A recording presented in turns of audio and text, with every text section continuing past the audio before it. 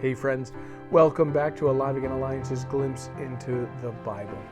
Today we're digging into Proverbs 11, 12, and 13. And let me tell you, this section of Scripture is like getting a download of heaven's wisdom for everyday life. You know, sometimes we think of the Bible as this big spiritual book that really only applies to church stuff. But Proverb reminds us that God actually cares deeply about how we live on Tuesday morning at work, Thursday night with our families, or even when we're standing in line at the grocery store. God's wisdom is practical and it's powerful. Let's start with Proverbs 11. This chapter draws a sharp contrast between people who live wisely and those who don't. One of the major themes is how our choices really affect others. Check out verse 25. It says this: "A generous person will prosper. Whoever refreshes others will be refreshed." In a world that constantly says, take care of yourself first, God flips the script and says, bless others, and I'll take care of you. Have you noticed that? The people who lift others up are often the ones who seem the most joyful. Generosity does something to your soul. It refreshes you.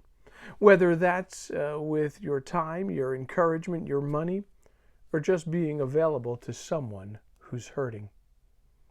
Proverbs 11:30 also says, "The fruit of the righteous is a tree of life, and the one who wins souls is wise." That's evangelism right there. When you live with integrity, when you love people well, your life becomes a tree of life. You bear fruit that others can taste, and it points them to Jesus. Now Proverbs 12 hits home with two major themes: our words and our work. Here's a verse that smacked me right between the eyes. Check out verse 18. "The words of the reckless pierce like swords, but the tongue of the wise brings healing." Isn't that true? How many of us have been cut by reckless words before? Or worse, how many times have we been the ones swinging the verbal sword? God calls us to speak words that heal, words that build up, encouragement, truth in love, a kind tone. These are small things that can make a big impact. Let's be people who speak life, not death. And then there's verse 24, which says, "Diligent hands will rule, but laziness ends in forced labor." Translation: hard work matters. God honors diligence, whether you're a student, a teacher, a parent, a business owner, or serving at church. When you work with integrity, God sees it. He blesses it. That's part of wisdom too, showing up, staying faithful, and doing your best as unto the Lord. Finally, in Proverbs 13, we see a reoccurring theme in the whole book of Proverbs. Your choices shape your future. One powerful verse in this chapter is verse 20. "Walk with the wise and become wise, for a companion of fools suffers harm." Let me ask you, who's in your inner circle? Because the people closest to you are either helping you grow or they're pulling you down.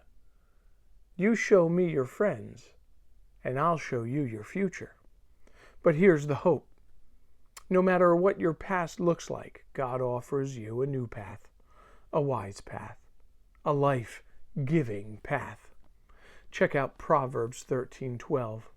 "Hope deferred makes the heart sick, but a longing fulfilled is a tree of life."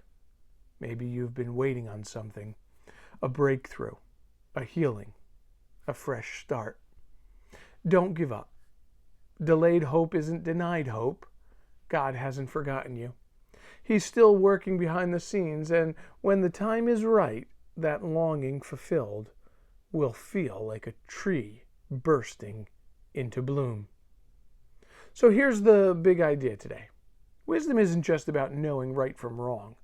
It's about living God's way every day. It's about generosity over selfishness, healing words over harsh ones, diligent hands over lazy shortcuts, and hope that anchors your heart even in the waiting. Let's choose wisdom today, because the wise life is the good life, and Jesus is the perfect example of that wisdom. Well, thanks for joining me today. I hope this blessed you. Stay wise, stay grounded, and as always, stay close to Jesus. I'll see you next time. God bless you.